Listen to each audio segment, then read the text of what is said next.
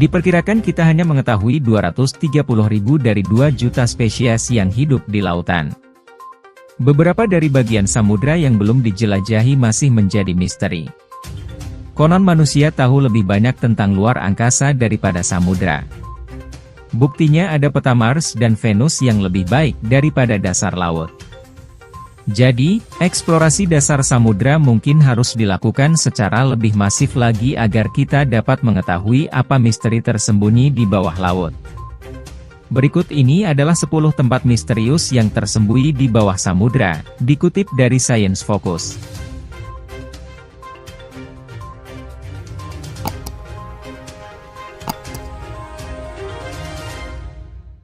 Satu, di bawah lapisan es Laut Ross. Beberapa tim peneliti pemberani telah mengebor ratusan meter melalui lapisan es terbesar di dunia dan menemukan koleksi misterius spesies yang hidup di bawahnya, termasuk ikan dan krustasea. Sekelompok ilmuwan sedang menguji robot bawah air, ketika mereka menemukan anemon laut yang belum pernah terlihat dan ikan berenang terbalik yang aneh. Belum ada yang tahu bagaimana mereka sampai di sana atau bagaimana mereka bertahan hidup dalam kondisi ekstrim seperti itu.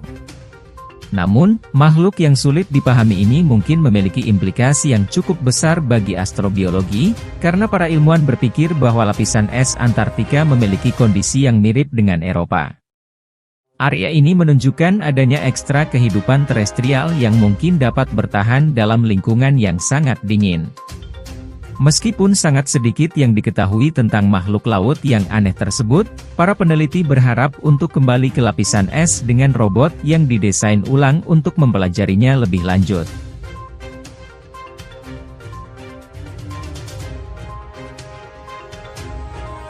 Dua, Geckel Ridge. Membentang di antara Greenland dan Siberia, Geckel Ridge adalah punggungan tengah laut terdalam di dunia, mencapai kedalaman hingga 3 mil atau 4 km. Maka tidak mengherankan jika sudut tergelap punggungan Geckel sebagian besar masih belum dijelajahi. Namun, rantai pegunungan bawah laut adalah tempat para ilmuwan menemukan ventilasi hidrotermal Arktik pertama, pada tahun 2003. Ventilasi hidrotermal adalah tempat utama bagi organisme laut, dengan kepadatan organisme hingga 100.000 kali lebih tinggi daripada lautan di sekitarnya. Ventilasi ini kemungkinan berisi spesies yang tidak ditemukan di tempat lain di bumi. Pada tahun 2007, para peneliti melakukan misi Agave, Arctic Geckel Vents Expedition, di mana mereka menemukan sejumlah besar endapan vulkanik piroklastik, yang tampak sebagai struktur seperti kaca di dasar laut. Kelompok tersebut menggunakan robot di bawah air untuk menjelajahi daerah tersebut dan menemukan tikar kehidupan mikroba dalam jumlah besar.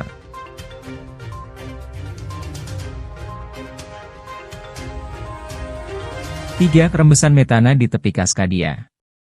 Di tepi Kaskadia, metana keluar melalui retakan di dasar laut yang dikenal sebagai rembesan dingin. Yang membingungkan, suhu pada rembesan dingin cenderung sedikit lebih hangat daripada lautan di sekitarnya dan rembesan tersebut menjadi tuan rumah bagi seluruh bioma spesies. Baru-baru ini, Ocean Exploration Trust menemukan 500 rembesan dingin ini di pantai barat AS, di pinggiran Kaskadia, di mana metana tersebut mendesis seperti sampanye. Hewan yang kurang dikenal berkembang di sana seperti kerang dengan bakteri di insangnya yang memanfaatkan energi dari metana yang menggelegar. Masih menjadi misteri dari mana metana berasal, tetapi ada dugaan bahwa metana dihasilkan oleh aktivitas geologi di bawah Samudra Pasifik. Hal lain yang belum diketahui adalah apa efek pelepasan metana terhadap konsentrasi metana di atmosfer dan lingkungan, karena metana adalah gas rumah kaca.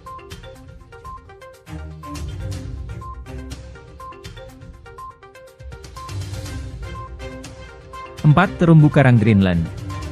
Pada tahun 2012, para peneliti menemukan sebuah terumbu karang saat mereka mengambil sampel air 900 meter di lepas Cape Desolation di pantai selatan Greenland.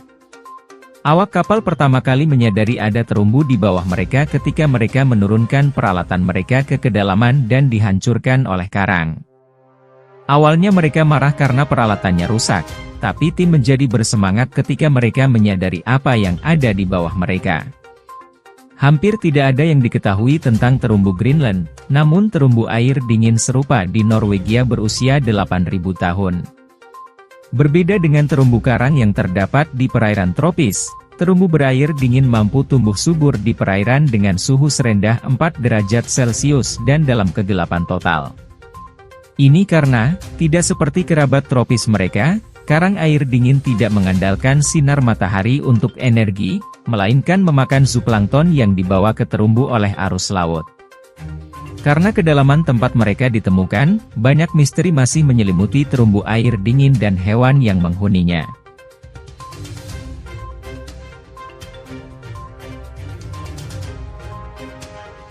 Palung Tonga. Setelah Palung Mariana, tempat terdalam kedua di bumi, hanya 150 m lebih dangkal, yakni Palung Tonga kemungkinan menjadi rumah bagi sejumlah makhluk zona yang aneh, seperti ubur-ubur dan teripang. Palung Tonga terletak di antara lempeng Pasifik dan lempeng Indo-Australia, di Samudra Pasifik Selatan, dengan kedalaman lebih dari 10 km di beberapa titik.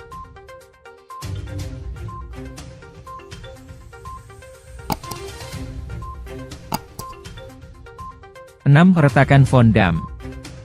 Ventilasi hidrotermal atau retakan bumi khas yang terbuat dari magnesium silikat, ditemukan pada tahun 2010 dan berbentuk menara setinggi 75 meter dari dasar laut. Ventilasi hidrotermal biasanya terbuat dari senyawa sulfida. Retakan Vondam adalah bagian dari sistem punggungan tengah samudra di Laut Karibia, yang 75%-nya masih belum dieksplorasi. Fauna di area retakan ini beragam dan melimpah. 500 spesies hewan baru telah ditemukan di lubang hidrotermal dalam sistem pegunungan tengah laut. Sejumlah besar udang berkumpul di gundukan retakan karena ada mineral dari ventilasi hidrotermal. Air di sekitar retakan ini bisa mencapai 200 derajat Celcius dan dapat mengalirkan energi 500 MW ke laut sekitarnya.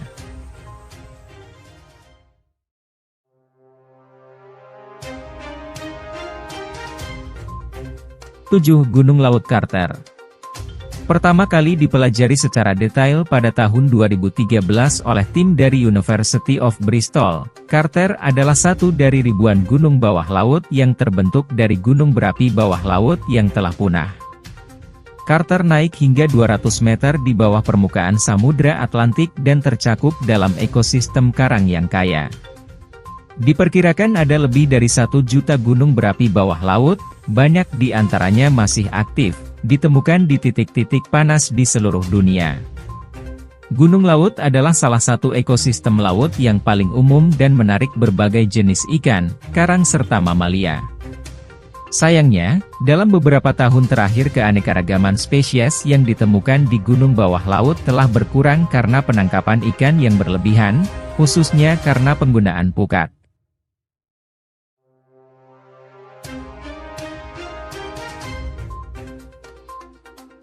8. Celah Benua Silvra. Terletak di tengah Islandia, area ini adalah satu-satunya tempat di mana Anda dapat berenang di celah antara dua benua. Disinilah lempeng Eurasia dan Amerika Utara bertemu, menciptakan celah dengan kedalaman hingga 63 meter.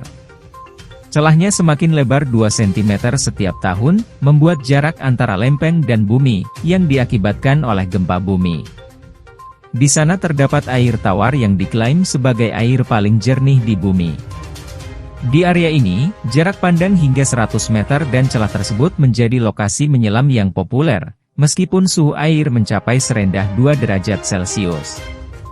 Air di dalam celah tersebut sangat bersih karena air glasial telah disaring melalui batuan berpori, cukup bersih untuk diminum saat Anda menyelam sebenarnya.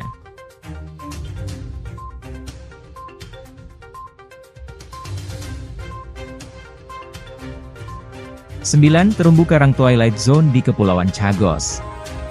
Sangat sedikit terumbu karang yang berada di kedalaman lebih dari 40 meter yang telah diteliti, di bagian lautan yang dikenal sebagai Twilight Zone atau zona senja. Habitat karang mesofotik yang ditemukan di sini beradaptasi dengan tingkat cahaya yang sangat rendah.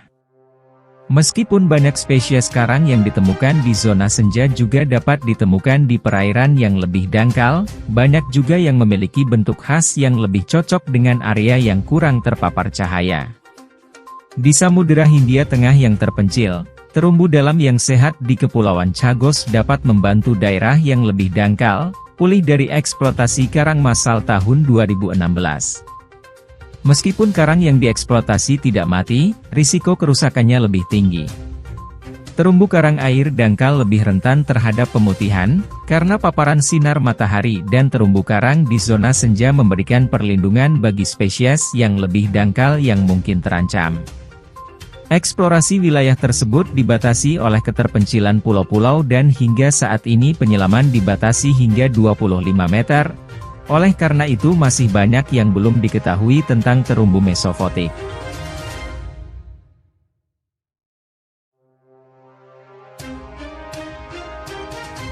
Sepuluh cenote di Semenanjung Yucatan, Meksiko.